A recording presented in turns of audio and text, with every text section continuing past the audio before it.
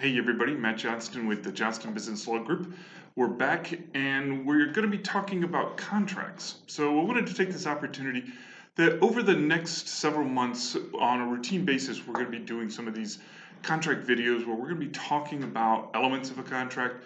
We're going to be talking about how to improve your contracts and how to manage your contracts in a much more efficient manner. This is particularly useful for small business owners who are using contracts as the heart of their business. So for example, if you are a services business like advertising, marketing, consulting, professional services like that, you should have a contract that describes how you do business with your customers. I've said over and over again, for many years now, that contracts are simply a document about relationships.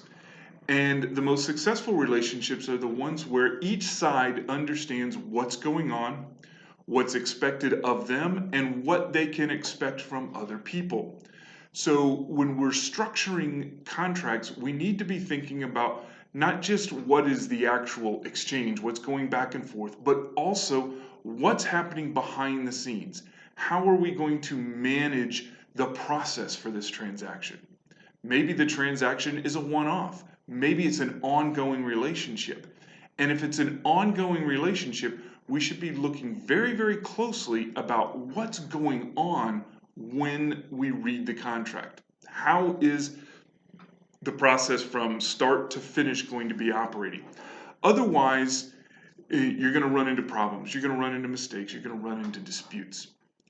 At the very core of every contract dispute, there is one basic function, one basic failure, and it's a failure of expectations. A party expected something to happen and it didn't happen, and so they feel as though they need to be filing some sort of claim, asserting some sort of right. And if every party to the contract understands what is expected of them and what to expect from the other parties, you're far less likely to run into disputes. You're far less likely to run into problems or failures with the contract and with the relationship as a whole. So in the first series of videos, because I'm not quite sure how many of those we're going to do, we're actually going to take a look at some of the elements of a pretty common contract. We're going to be looking at a services contract. It's a services contract that is available, it's publicly available.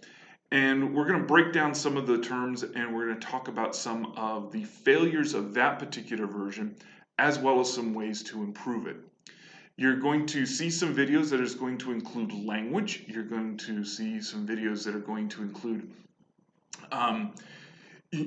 problems with some of the language, as well as a description of some of the more common terms that somebody's going to run into when we're dealing with contracts, when we're dealing with issues. For those of you who want to learn a little bit more about sort of the process that we use here, we do have an ebook available. Go through our website, Johnston-Legal, or go to mattthelawyer.com and you'll get there as well. And you can go to the resources tab and you can download and you can purchase the ebook. It's relatively small, it's pretty short, pretty easy to use, and hopefully pretty easy to understand and implement. But in the meantime, stick around for more of these videos and I will see you all a bit later. In the meantime, go out and watch some live soccer. Talk to you later. Bye-bye.